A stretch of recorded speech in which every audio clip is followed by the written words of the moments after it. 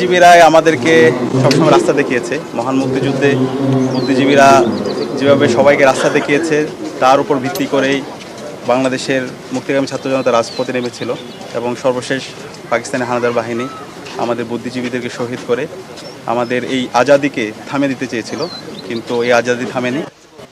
আমাদের পেয়েছি, স্বাধীন ভূখণ্ড পেয়েছি। সুতরাং আমাদের এই শহীদরা আমাদের জাতির শ্রেষ্ঠ সন্তান, বুদ্ধিজীবীরা আমাদের শ্রেষ্ঠ সন্তান।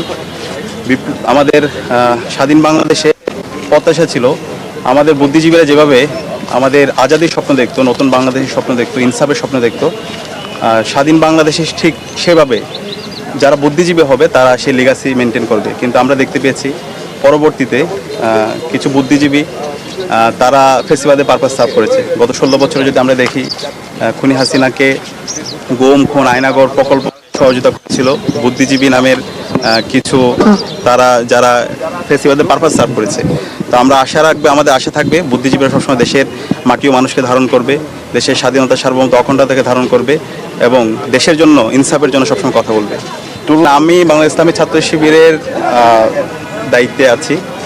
দেশের স্বাধীনতা, সার্বভৌমত্ব, অখণ্ডতার জন্য আমরা সবসময় আপোষহীন।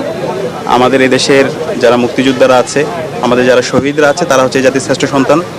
মহান মুক্তিযুদ্ধের মাধ্যমে আমরা স্বাধীন ভূখণ্ড পেয়েছি এবং এই 24-এর মাধ্যমে আমরা দিল্লির আজাদি থেকে আমরা মুক্তি পেয়েছি।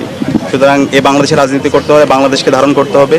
বাংলাদেশপন্থী যারা আছে তারা এই বাংলাদেশের রাজনীতি করবে এবং এই স্বাধীন বাংলাদেশে আমরা সবাইকে নিয়ে একসাথে, বাংলাদেশপন্থী আমরা যারা আছে সবাই একসাথে আমরা স্বাধীন বাংলাদেশ বিনির্মাণ করব। সকল বুদ্ধিজীবীদের জন্য আল্লাহর কাছে দোয়া করছি। আল্লাহ পাক সুবহানাহু ওয়া তাআলা যেন সকল বুদ্ধিজীবীদেরকে যারা শহীদ হয়েছেন সবাইকে জান্নাতুল ফেরদৌসে মেহমান হিসেবে কবুল করে। আল্লাহুম্মা আমিন।